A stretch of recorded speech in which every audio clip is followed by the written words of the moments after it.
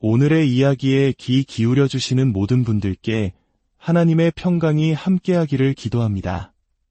잠시 시간을 내어 이 채널을 구독하고 알림을 설정해 주신다면 앞으로도 계속해서 영혼을 울리는 지혜의 말씀들을 가장 먼저 만나보실 수 있습니다. 여러분의 작은 관심이 저희에게는 주님의 은혜를 나누는 큰 힘이 됩니다. 이 메시지가 여러분의 마음에 깊은 울림을 준다면 소중한 이들과 함께 나누어 주십시오. 그것이야말로 은혜를 전하는 또 하나의 아름다운 방법일 것입니다. 우리에게 주어진 단 한 번의 인생. 여러분은 이 삶의 무게와 의미에 대해 깊이 생각해 보신 적이 있습니까? 제가 17살이던 고등학교 시절 하나님께서는 제게 아주 특별한 은혜를 베풀어 주셨습니다. 어느 날 평범했던 영어 수업 시간, 제 안에서 무언가 꿈틀거리며 깨어나는 것을 느꼈습니다.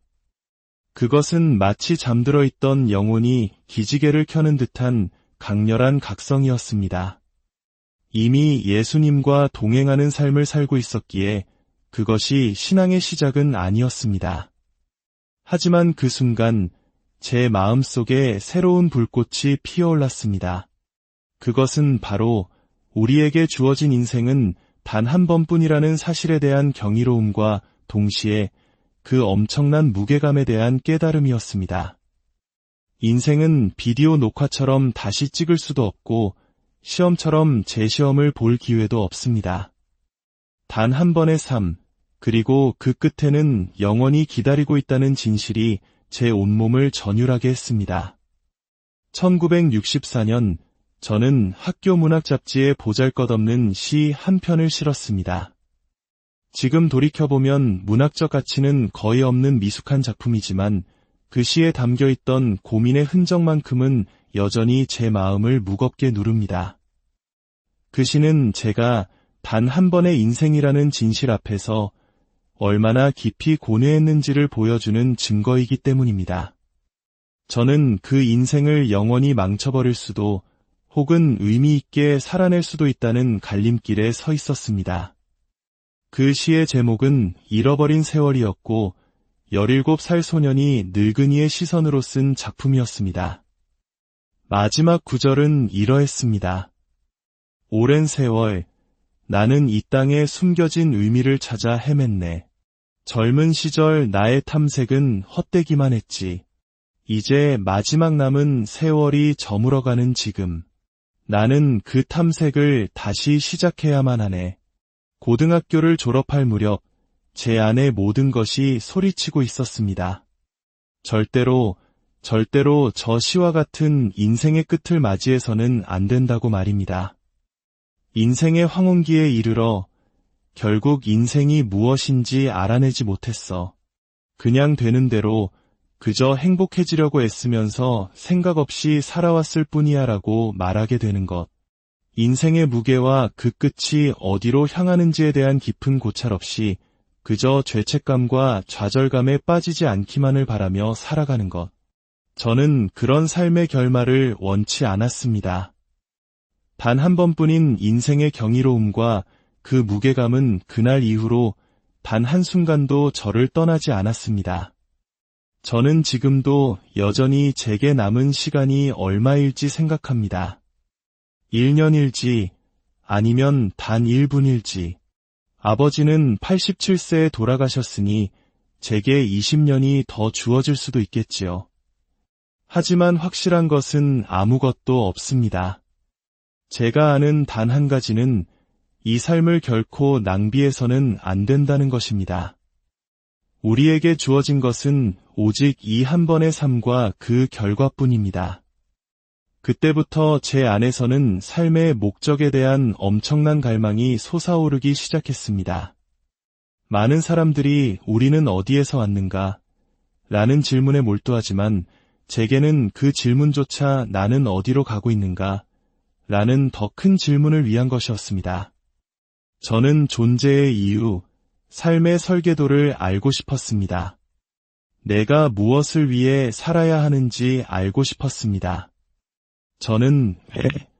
라는 질문에 사로잡힌 사람이었습니다. 왜 우주가 존재할까요? 왜 색깔과 소리가, 사랑과 증오가, 선과 악이 있을까요? 왜 스포츠와 여가, 노동과 예술이 존재하며 영혼과 육체, 정부와 아름다움이 있을까요? 심지어 모기는 왜 존재하는 걸까요?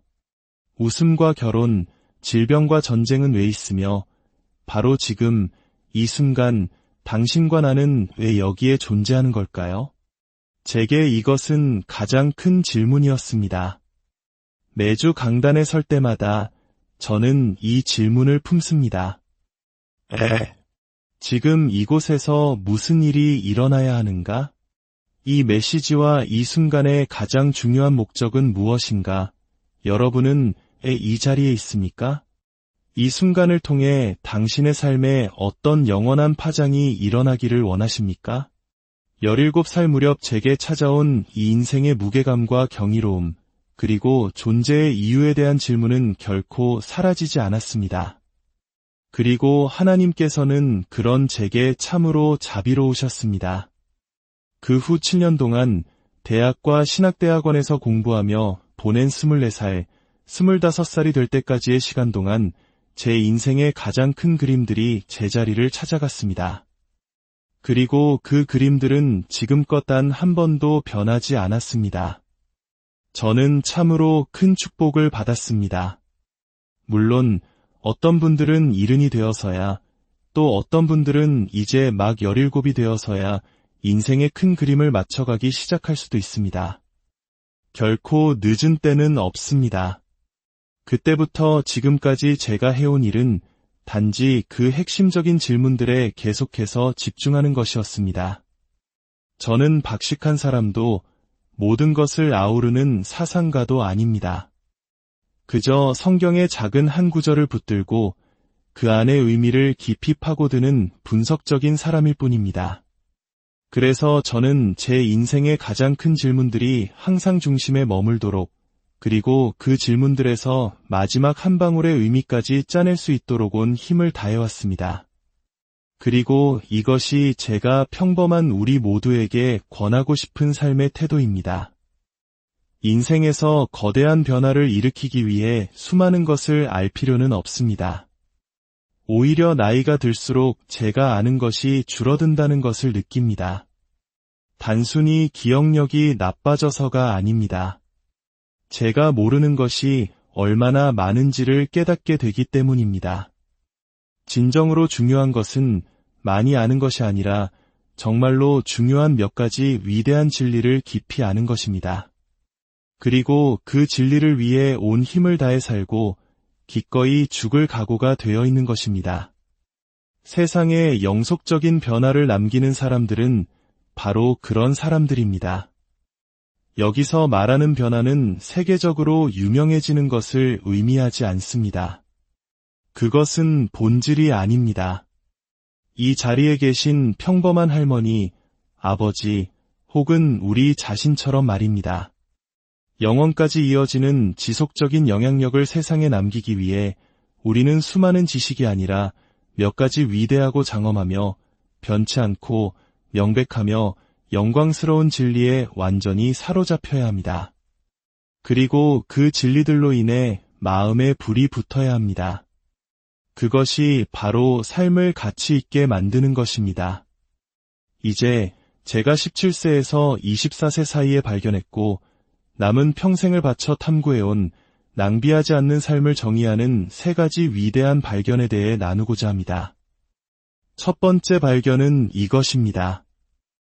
이 세상에는 절대적인 주권을 가지시고 초월적으로 순결하시며 스스로 존재하시고 그 무엇에도 의존하지 않으시는 하나님이 존재하신다는 사실입니다. 그분은 비교할 수 없이 아름다우시며 모든 것을 아시고 모든 것을 다스리시며 모든 것을 붙들고 모든 것을 정의하십니다. 무한한 가치를 지니셨으며 우리에게 완전한 만족을 주시는 분입니다. 그리고 그 하나님께서 창조와 구속, 역사와 문화 속에서 행하시는 모든 일의 목적은 바로 그분의 영광을 드러내어 구원받은 백성들이 그 영광을 영원토록, 그리고 날마다 더욱 커져가는 기쁨으로 누리게 하기 위함이라는 것입니다. 이것이 첫 번째 발견입니다. 간단히 말해 위대하고 거룩하신 하나님은 우리가 그분을 참되게 알고 합당하게 보배로 여기기를 원하십니다. 그분은 자신의 거룩한 존재에 대해 빛이 비추고 열기가 끓어오르기를 원하십니다. 성경에서 하나님의 이름인 야훼는 나는 스스로 있는 자라는 의미를 가집니다. 모세가 하나님의 이름을 물었을 때 하나님께서는 나는 스스로 있는 자니라 라고 답하셨습니다. 저는 평생을 이 이름의 의미를 깨닫기 위해 보냈습니다. 스스로를 나는 나다 라고 밝히시는 존재가 있다는 사실이 무엇을 의미하는지 말입니다. 그것은 나는 시작도 끝도 없다. 너희는 그렇지 않다. 나는 무엇에도 의존하지 않지만 모든 것이 나에게 의존한다. 나는 무엇에도 정의되지 않지만 모든 것을 정의한다. 나는 무엇에도 통제받지 않지만 모든 것을 통제한다. 는 의미입니다. 이 우주는 그분의 주머니 속 땅콩 한 알과도 같습니다. 아니, 그 비유조차 우주를 너무 크게 평가한 것입니다. 이런 하나님 앞에서 내 인생이 낭비되지 않고 영원한 목적을 가지려면 그 목적을 정해주실 분은 오직 하나님 한 분뿐이라는 사실은 의심의 여지가 없었습니다. 모든 것에서 절대적으로 그분께 의존하는 피조물인 우리가 감히 우리 삶의 목적을 스스로 정하겠다고요. 우리는 깨어나야 합니다.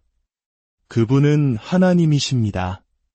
하나님께서 우주를 설계하시고 창조하시고 다스리시고 완성으로 이끄시는 목적은 그분의 영광을 드러내어 그분의 백성들이 영원하고도 계속해서 커지는 기쁨으로 누리게 하는 것입니다. 하나님의 목적을 바로 아는 것이 곧 나의 목적을 바로 아는 것의 기초가 되었습니다. 하나님의 설계가 나의 의무보다 먼저입니다. 하나님께서 우주를 향해 가지신 목적이 근본적으로 하나님 자신을 높이는 것이라는 사실은 제 삶과 사역을 정의하는 발견이었습니다. 이 진리는 마치 강철 같은 손으로 저를 붙들었고 저는 거기서 벗어날 수도 벗어나고 싶지도 않았습니다. 오히려 그 안에서 벅찬 환희를 느꼈습니다. 슬프게도 이 진리는 사람들을 나누는 경계선이 되기도 합니다. 어떤 사람들은 하나님 중심적인 우주의 목적에 전율하지만 어떤 사람들은 분노합니다. 하지만 제게 이것은 신학적으로나 경험적으로나 삶의 중심이 되었습니다. 지성의 삶과 영혼의 삶 모두를 여는 열쇠였고 모든 것을 정의하는 계시이자 모든 것에 스며드는 환희였습니다. 40년이 지난 지금도 우주를 향한 하나님의 하나님 중심적인 목적을 생각하면 제 영혼은 날아오를 듯 기쁩니다. 성경을 펼치면 이 진리가 곳곳에서 발견됩니다. 이사야서 43장은 말합니다. 내 아들들을 먼 곳에서 이끌며 내 딸들을 땅끝에서 오게 하며 내 이름으로 불려지는 모든 자 곧 내가 내 영광을 위하여 창조한 자를 오게 하라. 시편 106편은 말합니다. 그러나 여호와께서는 자기의 이름을 위하여 그들을 구원하셨으니 그의 큰 권능을 만인이 알게 하려 하심이로다. 이사야서 48장은 말합니다.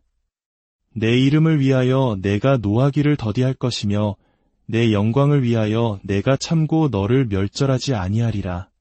나는 나를 위하며 나를 위하여 일을 이룰 것이라. 어찌 내 이름을 욕되게 하리요 내 영광을 다른 자에게 주지 아니하리라. 예수님께서 기도하셨습니다. 아버지여 때가 이르렀사오니 아들을 영화롭게 하사 아들로 아버지를 영화롭게 하게 하옵소서.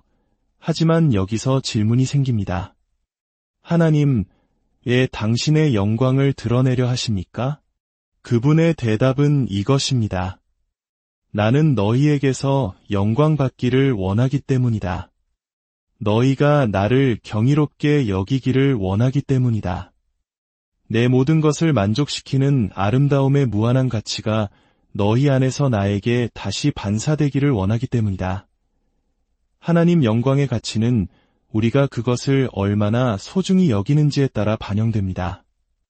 만약 이 세상의 그 어떤 것보다 하나님을 더 귀하게 여기고 그분 안에서 기뻐하고 그분을 높이고 그분으로 만족한다면 우리는 그분의 가치를 제대로 반사하는 것입니다. 만약 다른 무언가가 우리 마음과 열정을 더 차지한다면 그것이 하나님보다 더 영광을 받는 것입니다. 이 깨달음은 제게 엄청난 충격이었습니다. 하나님께서는 우리가 그분의 영광을 보배처럼 여기고 가치 있게 여기고 즐거워하도록 그 풍성함을 나타내십니다.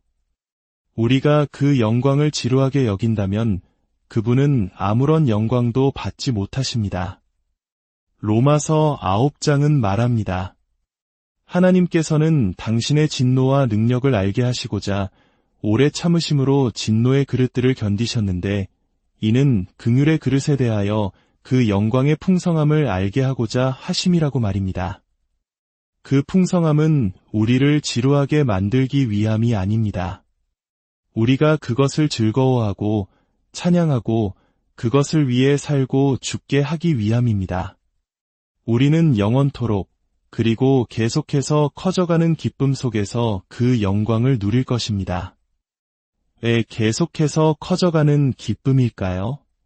우리는 유한한 존재이지만 하나님은 무한하시기 때문입니다.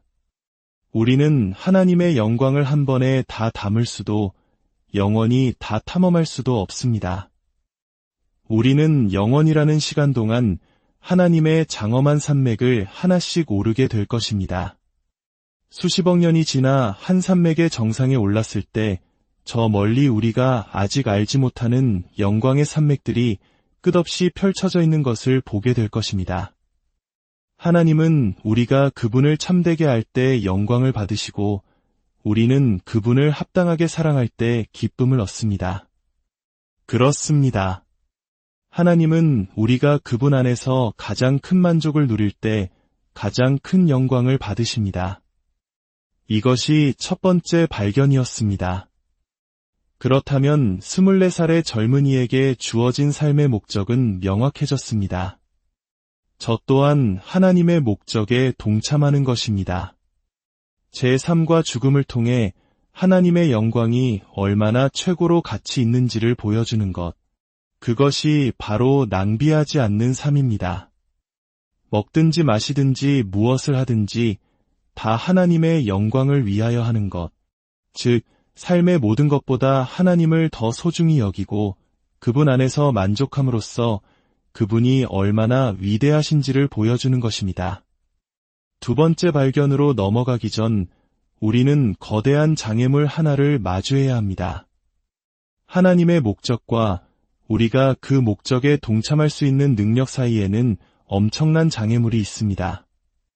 하나님은 우리가 그분을 최고로 귀하게 여겨 삶으로 그 가치를 드러내기를 원하시지만 장애물은 바로 우리 자신이 하나님을 미워한다는 사실입니다. 우리는 스스로 신이 되기를 원합니다.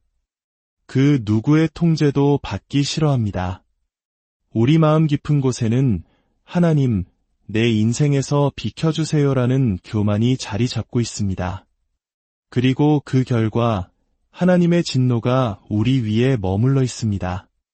모든 인간이 본질상 진노의 자녀라면 어떻게 하나님의 목적이 이루어질 수 있겠습니까? 여기서 두 번째 발견이 등장합니다. 바로 예수 그리스도입니다.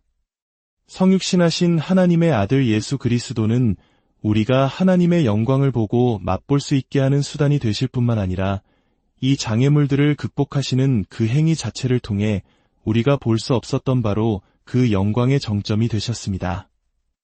예수님께서는 이 땅에 오셔서 우리의 타락을 덮고 정복하셨으며 하나님의 진노를 대신 받으셨습니다. 그로 인해 우리는 마땅히 보고 누려야 할 하나님의 영광을 볼 수 있게 되었습니다. 그리고 바로 그 구속의 행위를 통해 예수님 자신이 우리가 봐야 할 영광의 최고봉이 되셨습니다. 하나님의 목적은 그분의 영광을 나타내는 것이었습니다. 그 영광의 정점은 그분의 은혜입니다. 그리고 은혜가 가장 찬란하게 드러난 정점은 바로 예수 그리스도이시며 그 은혜의 계시가 절정에 이른 순간은 바로 그분이 우리 같은 죄인들을 위해 죽으신 십자가 사건입니다. 그분은 우리를 대신하여 저주가 되셨고 우리 죄의 심판을 짊어지셨습니다. 하나님은 죄를 알지도 못하신 그에게 우리 죄를 담당시키셨고 그 안에서 우리가 하나님의 의가 되게 하셨습니다. 우리의 죄는 그에게로, 그의 의는 우리에게로 전가되었습니다. 그리고 그 십자가의 공로로 인해 우리는 새로운 피조물이 되어 하나님의 영광을 볼 수 있는 눈을 갖게 되었습니다. 고린도후서 4장 4절은 우리가 이제 그리스도의 영광의 복음의 광채를 볼 수 있게 되었다고 말합니다. 이 두 번째 발견은 낭비하지 않는 삶의 초점을 더욱 좁혀줍니다. 이제 저는 죄인들을 위해 십자가에 못 박히신 그리스도 안에 나타난 하나님의 영광이 무한히 가치 있음을 보여주기 위해 살고 죽습니다.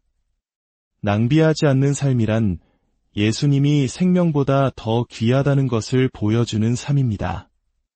사도 바울처럼 그리스도를 얻기 위해 다른 모든 것을 배설물로 여길 수 있는 삶. 그것이 제 삶의 갈망입니다. 마지막 세 번째 발견입니다.